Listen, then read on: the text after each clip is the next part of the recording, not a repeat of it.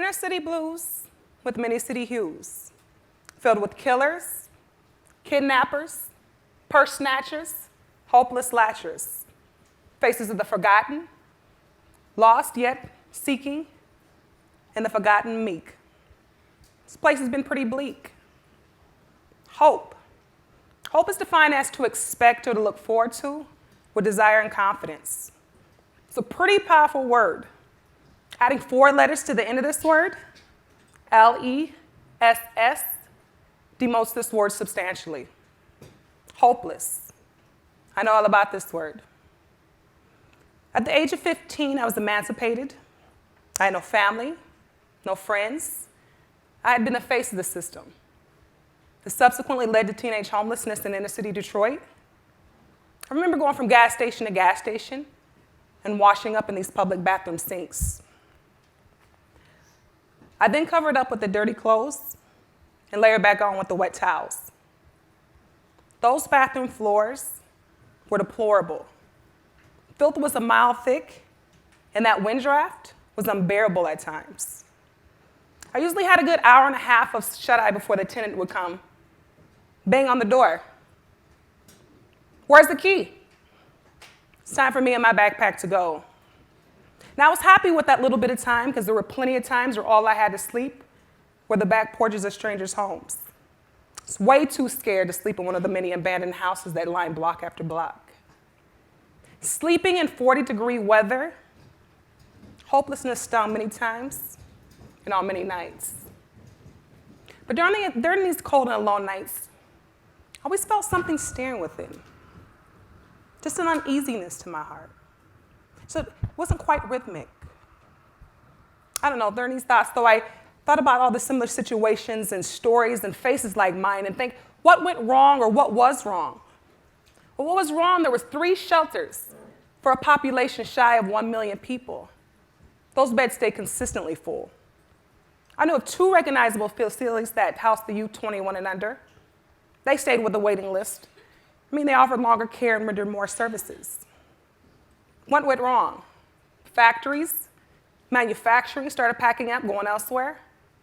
The car industry was unstable at this time. This allowed unemployment to skyrocket to double digits. I mean, it currently now sits at 9.6%, which is still way above the national average. And this is based on the recognized population. Now we know that unemployment usually equates to a higher crime rate, right? So over a third of these homes are headed by single parents, primarily women, and the other half is incarcerated up to 5 times more than the national average. Alarming? Yes. Devastating? Yes. Facts? Absolutely. Can I go back to what went wrong? So at the foundation of us, there are some key elements. Most of us, it's education is one of them. Education is vital. It gives you that confidence and that knowledge that you need for life. I like that good old recipe of knowledge plus understanding equals wisdom. It's true. Education is pivotal, but lacking within the inner city. I mean, Detroit's public school system sits on the lower end, on the bottom half of the nation. The education sits on the curb, like trash. And I liken that trash to my senior year in high school. Every Tuesday and Friday, we played penny bingo. Pennies, of course, not included. I wasn't interested in covering squares about non-relevant information, but covering about what secondary school was going to mean for me. I mean, was I college eligible? I mean, was I even college material? But through those thoughts, there I went again. I just always felt just an uneasiness in my spirit, something going on. But I don't know, my last few years, I never saw a textbook, no lie. Our students had a limited amount of photocopied text, a limited amount of photocopied text that was spanned in color from the many years and the many uses. Now we are hearing right now about the public school crisis, the issues, the woes. I mean, some of the remedies that have been proposed and have never gained any traction. We currently have politicians that are pushing policy that state that families should choose what type of education their child should receive in the private or the charter sector. The motto is investing in our children. I'm in 100% agreement with investing in our children. I mean, I have 4 beautiful children myself, and I understand that education breeds success. But I also know that tax dollars follow each and every child. So what does that family or that child, how do they get to those schools that are not going to be in their communities? What about the more stringent requirements and fees that these academies do and will impose? I mean, what does that child do then? Who's really winning and who's really losing? Now, I've lived through the remnants of a Coleman Young administration, through those Kwame Kilpatrick scandals, and I understand the challenges that the inner city and really communities alike face. I mean, I've shared some of those challenges with you. Now, some of you may be wondering, homelessness, or did she ever graduate, or that was one heck of a journey. I did graduate, and I followed it up with a college degree, and it wasn't one person or one thing that triggered my drive. Remember that uneasiness I was telling you about? Just felt always something going on inside. I'm gonna be honest. One uneventful, unstable day in my life, divine intervention hopped in and said, hey, you got something within. There's hope. Hope was the thread that allowed me to overcome and achieve, and hope is going to be the pillar that allows these communities to overcome and achieve. Each and every one of us in this room are quite similar. It's the same, really. You're like, huh?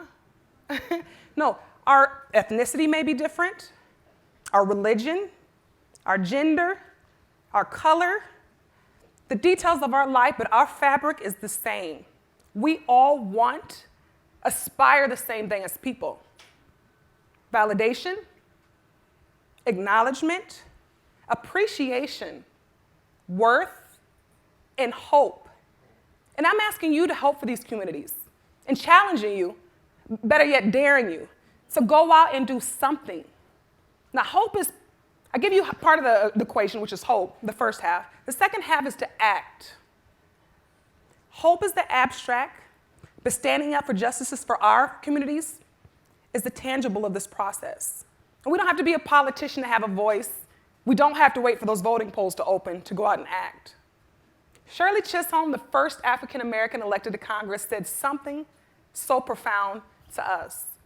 She said, service is the rent that you pay for room on this earth. What service can you provide? You have a voice on Capitol Hill that can help articulate a reconstructive bill and see it through? That's hope for these communities. What about an entrepreneurial spirit that can help build an effective infrastructure for our communities? Action and motion. Techies. I know there's some techies in here somewhere. Do you have an innovative means of connecting individuals with services or to help build a community building block? Action and motion. I like that good old adage about put your money where your mouth is. Do it. Be a mentor, be an advisor to some of these families or these youth. Now, these aren't new ideas. I mean, we've heard these before, right? But the idea is to act. Find a role of action that is genuine, organic, and genuine to who you really are. I mean, after all, we are family. Singular family. In this nation, the United States of America. We are the blood of this country. It is our function, our civic responsibility to pump that four-letter word, H-O-P-E, through our body of people. And we don't have to wait for that person that's sitting next to us. We hold those keys.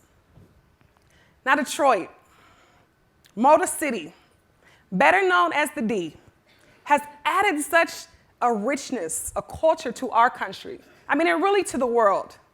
We've produced some of the most amazing people, some of the greatest music, forward-thinking innovation, and some of the best food ever. Notably, American Coney dog. I'm just saying. But as I fix my glasses and I check the clear picture, inner city blues filled with many city jewels, faces of wide eyes and promise that's no longer broken, on paths to being heard and spoken, respected and not forgotten. Yeah, This place was pretty bleak, but you and I lined these streets. Now let's take our hope, plug it into action. Thank you.